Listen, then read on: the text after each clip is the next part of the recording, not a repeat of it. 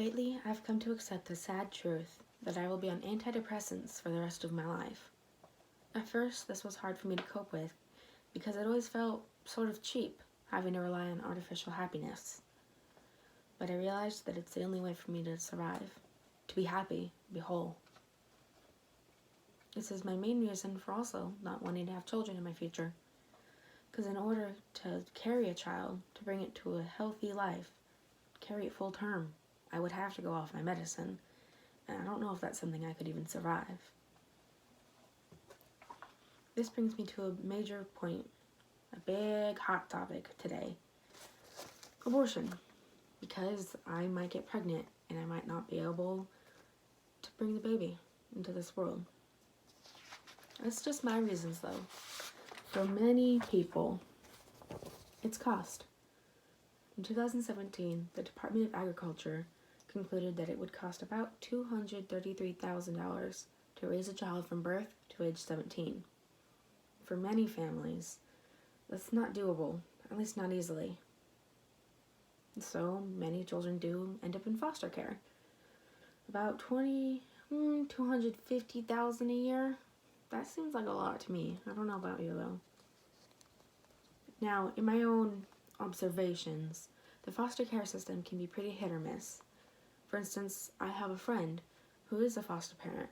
She's fostered 37 children, and she was a wonderful mother to all of them. She's a really great person. But a lot of the kids I went to school with who were foster children, their story was not as happy. It was a terrible life. They weren't treated at all like a child should be, and they just detested every waking hour. So I think it depends on region probably, but for many families, putting their child into adoptions or foster care is a pretty scary notion. And besides personal reasons, there is the big overarching reason of overpopulation.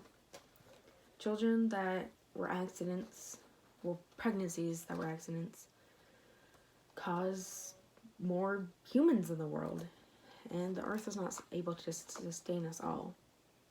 So I believe that if abortion was legal and could be done safely, then the steady incline of overpopulation would be slowed down, at least, and that would benefit the world.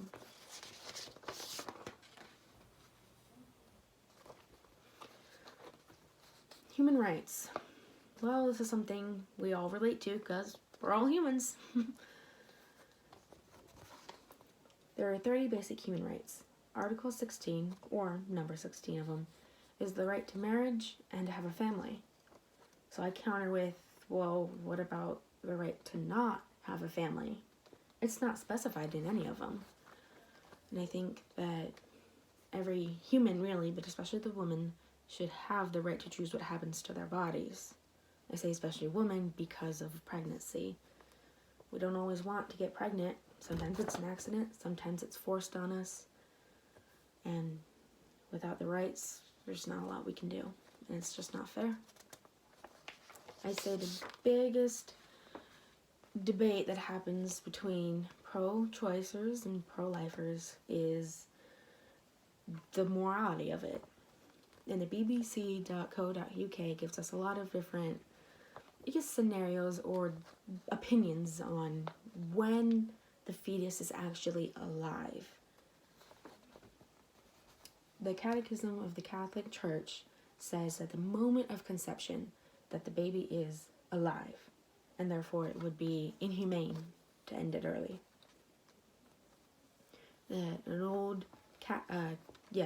Christian principle was that the moment the infant or the fetus first moves in the womb, it is then alive, and that is called the point of ensoulment. It was believed that's when a human gets their soul, though it is not widely believed in or used today. It was more of abandoned. Aristotle said that after 40 days of conception for males and 50 days of conception for females, the fetus is alive. That also isn't widely used today, mainly because it's not quite equal in terms of gender. Women have to wait longer to be considered alive. Some people say it's when brain activity first starts. Other people say It's the moment of birth. I say that when the fetus is actually alive is when it's fully developed at about 8 months pregnancy. But that does not mean that it's safe at that point to have an abortion. In fact, the earlier you can get it done is the best. But with abortion being illegal in many parts of the world, it is often done unsafely, and it's a very big danger today. About 42 million abortions happen every year. Whether they're legal or not, they're happening. 20 million of those are not safe at all. 68,000 women every year die from unsafe abortions.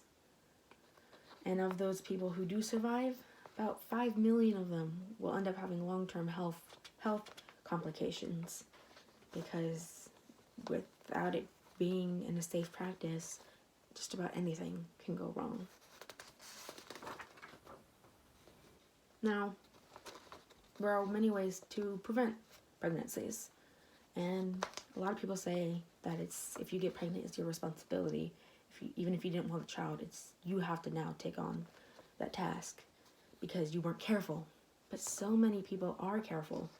The CDC shows that in a study in the United States alone, that most women were using some form of contraceptive. The problem is that they're not a guarantee work.